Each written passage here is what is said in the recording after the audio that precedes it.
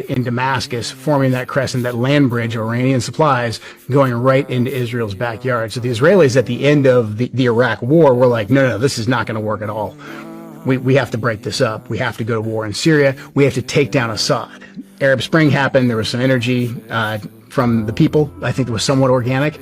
But then in short order, we came in and we said, we're going to work with the Israelis, but we're also going to have to work heavily with the Sunni population on the ground in Syria to create an uprising. And that's where ISIS came from. We worked directly with Al-Qaeda. Hillary Clinton's emails confirm this.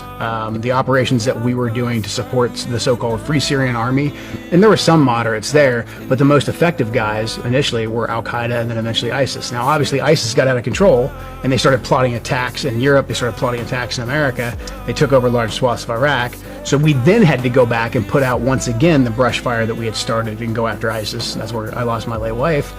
But Israel was the driving factor in that. We took down Saddam, who was the strong man against Israel. We then had to go in and take out Assad, who was a strong man against Israel as well. And now this is the third phase. We're going now into Iran to take out that strong government for Israel. Who did we put in charge of Syria? Oh, we handed that whole, well, again, we screwed the whole thing up so much we handed it to a leader of fucking Al-Qaeda. Yep. He was in ISIS initially. He was in Al-Qaeda initially in Iraq, fighting against us. We had him in jail, joined ISIS, broke off from ISIS, hand-selected by bin Laden's right-hand man, Ayman Zawahiri, to lead Nusra, and then they rebranded. And this is the number one way to fool Americans as a jihadist is just put on a suit and get a good PR company, and then apparently we'll just believe whatever you say. There's videos of this guy holding people's heads that he